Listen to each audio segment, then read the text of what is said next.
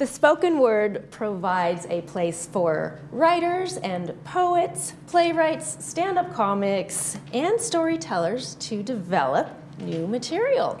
You got that right. Charlie Redner, Sunshine Luti, a longtime member, and you're the club president. I am. Oh. 15 years running and still going. Well, welcome to the show. Thanks for having us. Let's talk about that and more. Okay.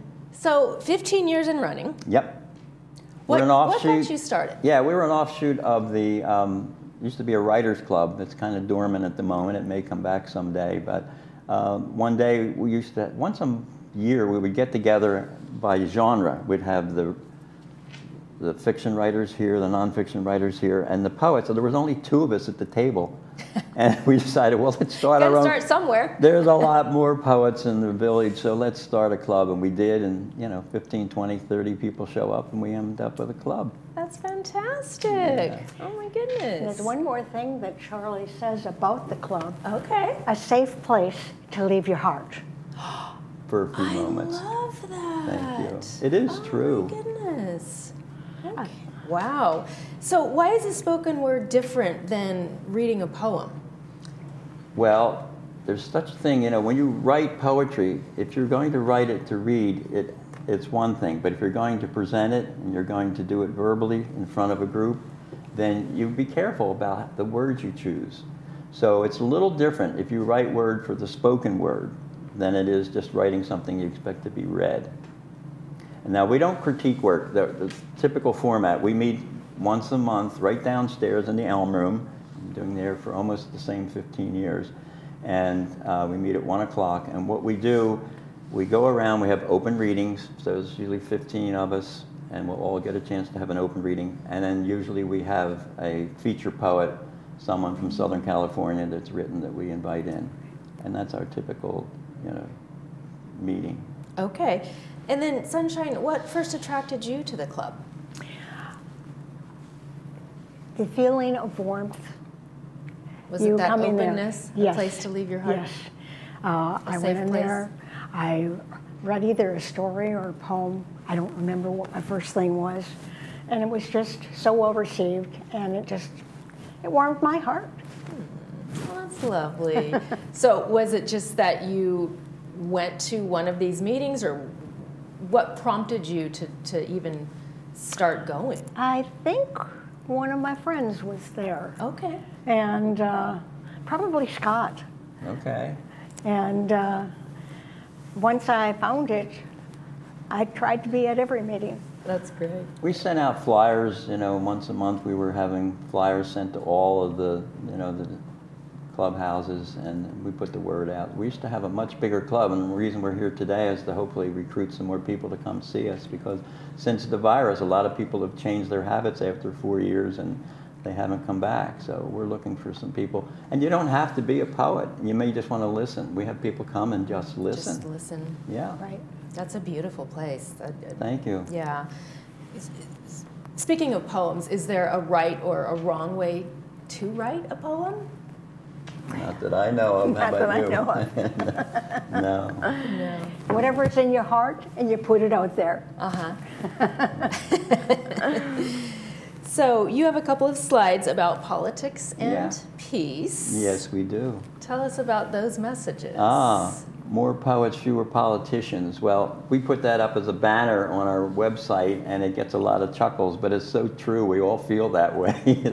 And I think poets are just friendly people. I liken it to going to a sushi bar. If you go to a sushi bar by yourself, if you want to be alone, you can. But if you look to your right or left, you will find a friend. And that's what our little poetry club is. And when the power of love overcomes the love of power, the world will be another place. That's Jimi Hendrix, and that's a beautiful saying, that's too. That's a beautiful saying, absolutely. Yeah. What do you tell those people who say, I can't write, I'm not a poet? What would you say to somebody with that thought in their mind? Well, I would tell them,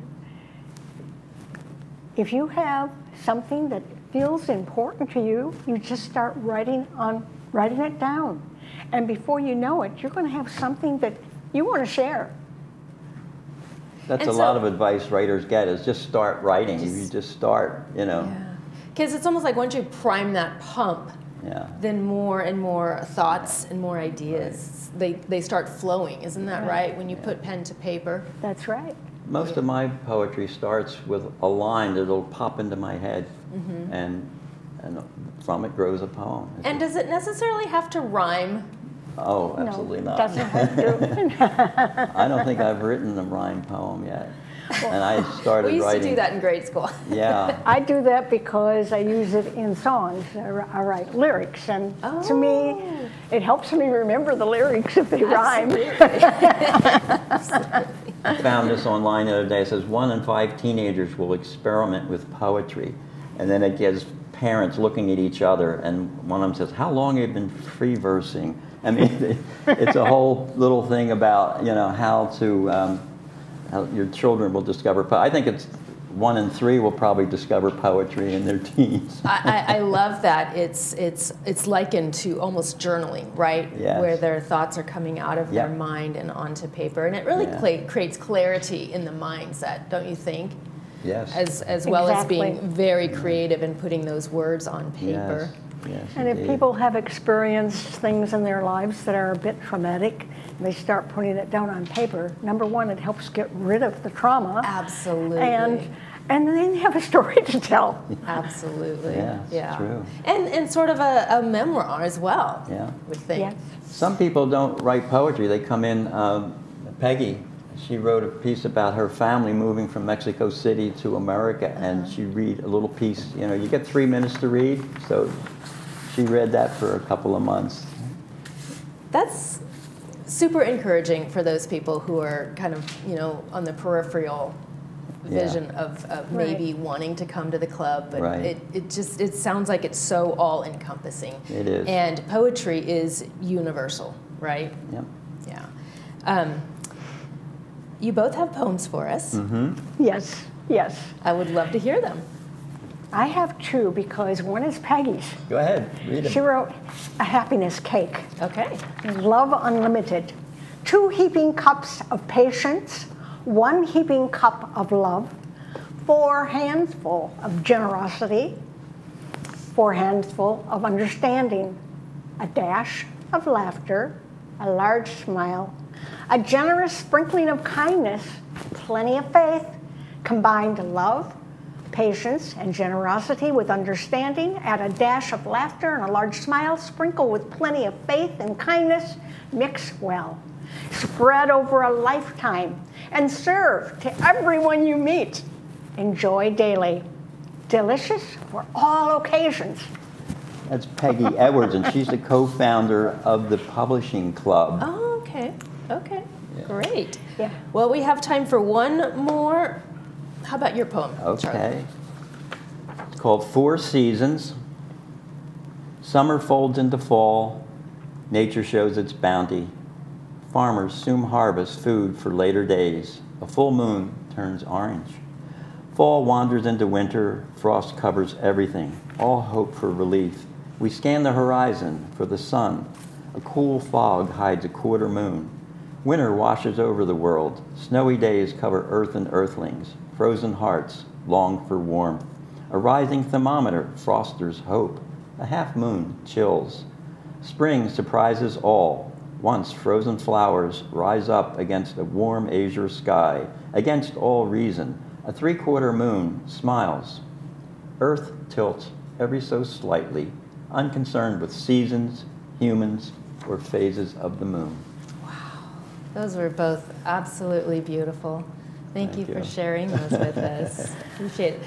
So I just want to encourage all our viewers to come down, Check us out. see you guys, and from the spoken word, Yep. Charlie, Sunshine, what a pleasure. Thank you. Thank you for so having us this much. morning. Thank you, Bree. You're watching This Day on Village Television.